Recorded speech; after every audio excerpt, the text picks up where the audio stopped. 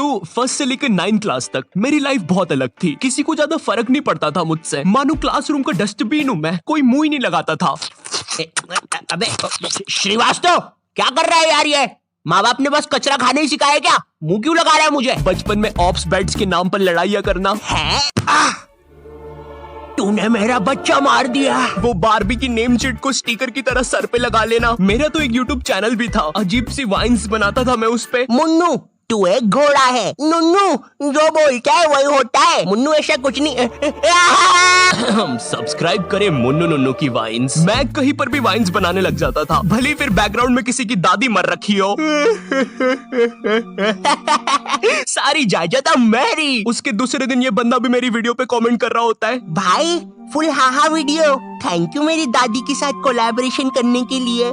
ओम नमः शिवाय। जिसकी दादी मरी है वो ये इस कमेंट को लाइक करो। जिंदगी बहुत मस्त चल रही होती है, लेकिन फिर 10th क्लास आ जाती है। 10वीं कक्षा, नो दोस्ती यारी, ओनली पढ़ाई। 10th क्लास के टाइम पर तुम्हारे मम्मी पापा को भी एकदम से याद आता है, अरे हमारा तो बच्चा भी है। अरे हाँ, किधर रखा है उसे? लास्ट टाइम तो कबर्ड में रखा था, भाग गया। 10th क्लास में ना तुम्हारे मम्मी पापा तुम्हारे पास आते हैं, इधर तुम तुम्हारे रूम में अजीब से काम कर रहे होते हो। ओहो हो साइंटिस्ट है। ओहो हो साइंटिस्ट। पीछे से तुम्हारे मम्मी पापा आते हैं। पूची पूची पूची पूची पुई।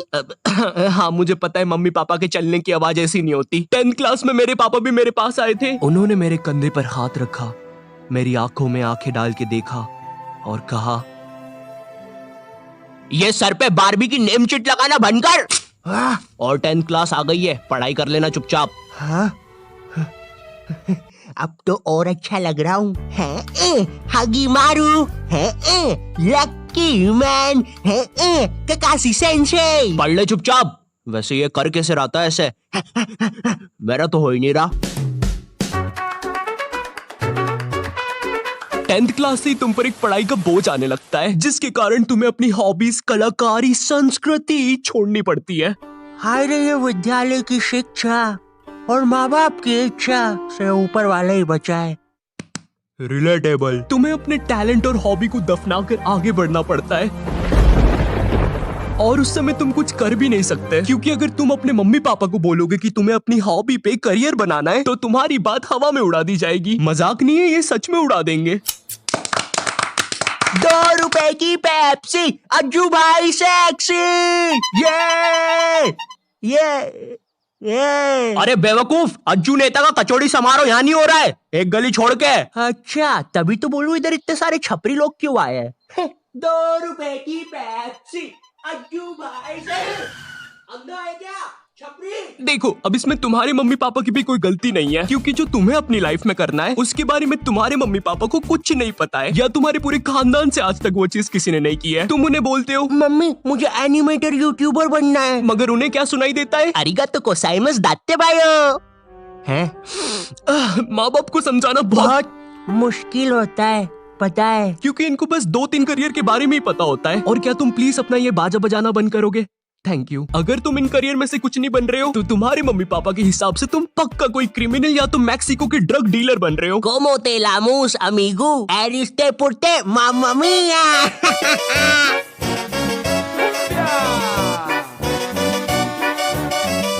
इधर तुम मम्मी पापा को अपने सपने बता रहे हो, उधर मम्मी पापा किसी दूर के मामा के एग्जाम्पल दे रहे होते हैं कि कैसे वो भी अपने एक्टिंग के सपने लेकर सपनों के शहर बम्बई गया था, लेकिन वहाँ कहाँ? सपनों के शहर बम्बई। मैं बस उसे निराशा ही हाथ लगी। तो अब बुलाते हैं नेक्स्ट कॉन्टिनेंट को। मैं सपनों के शहर बम्बई आया हूँ।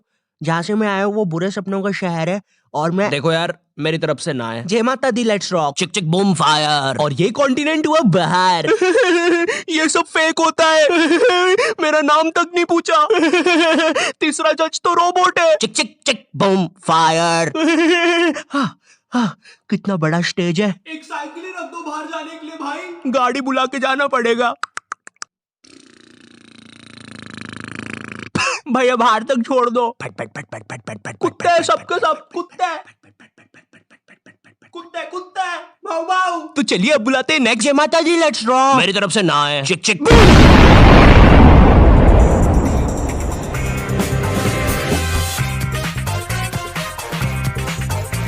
तो मैं अपने बारे में बताता हूँ। तो नॉट यू टाइप जी।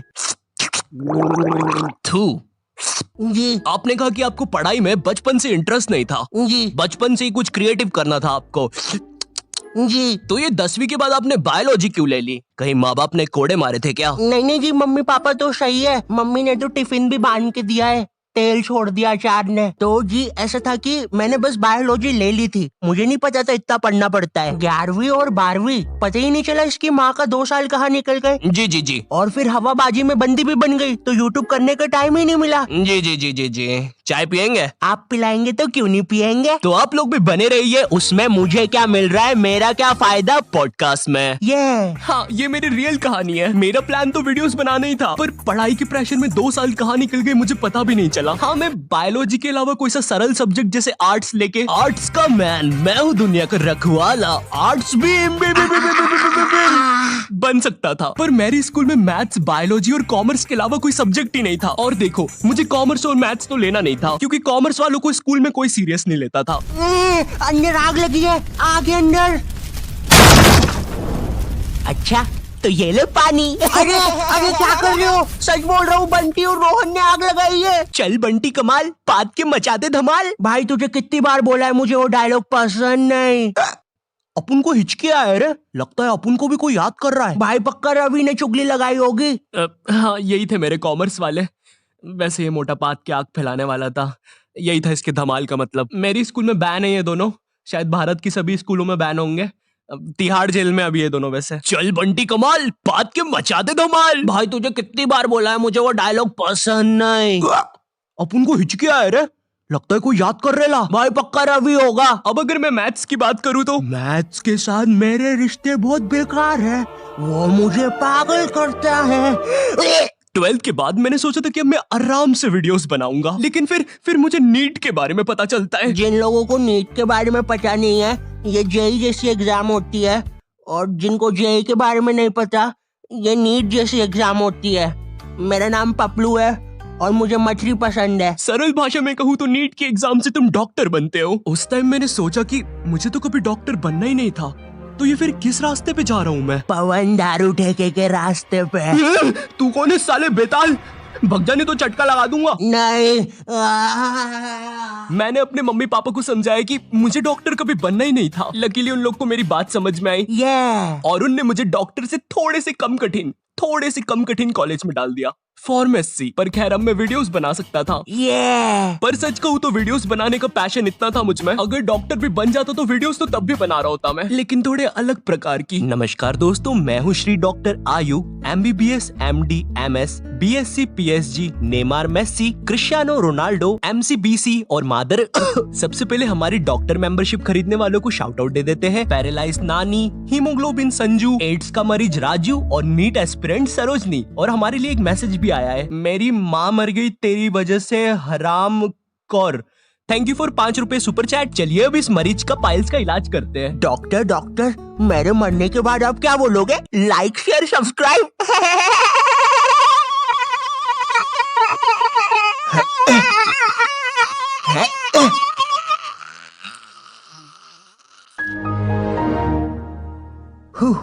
दोस्तों आज के लिए बस इतना ही। होप आपको लाइव स्ट्रीमिंग पसंद आई होगी। है